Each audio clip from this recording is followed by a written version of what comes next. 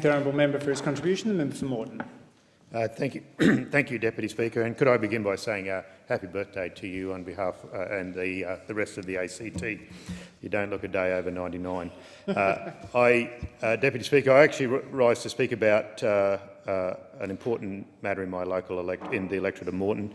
I share a quarter of my electorate with the state LMP member Scott Emerson, who's the Minister of Transport and Main Roads.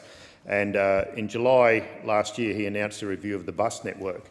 This overhaul of Queensland bus services will mean cuts to routes, reduced frequency and fewer weekend and evening services.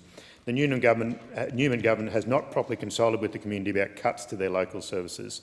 Additionally, any reduction in the frequency of local services will hurt those most in need of reliable bus services, including pensioners, commuters, low-income families and students. And I actually suspect that it's part of a program to privatise, so you get rid of the routes with lower patronage, increase the number of people in the big bus services and then privatise and sell it off. Buses that belong to the people of Brisbane, buses paid for by the people of Brisbane.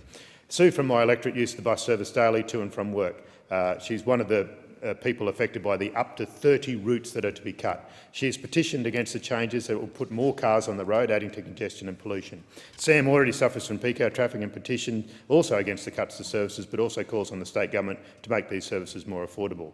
Jacinta is petitioning to have community consultation about the removal of public transport. These are people that have contacted me, a federal member, about a local government issue and a state government, because the state government signed off on these cuts. Bus service cuts affect the entire community, whether you use it to get home late at night after a few drinks or to get to and from work each day or to reduce greenhouse gas emissions. Good public transport connects communities, and I do declare an interest in that because there's a bus service right outside my door that is about to be cut. Public transport is there to serve the public. For pensioners and students on the south sides, these services are offices that are often their only means of transport.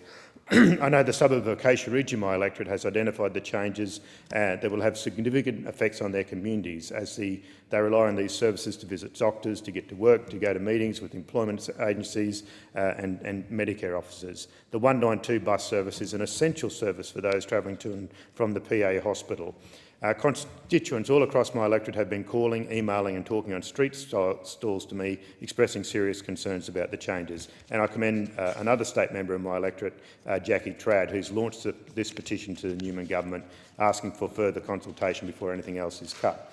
In less than a week, over 1,000 people have signed the petition, but neither the state nor council LMP governments are listening to its voters. In fact, an independent councillor in my electorate, Nicole Johnson, mentioned today that in the public committee meeting she was in today, she tried to raise this review of the Translink bus services, but instead the councillor in charge insisted on talking on the history of steam ferries rather than the cuts to buses. The honourable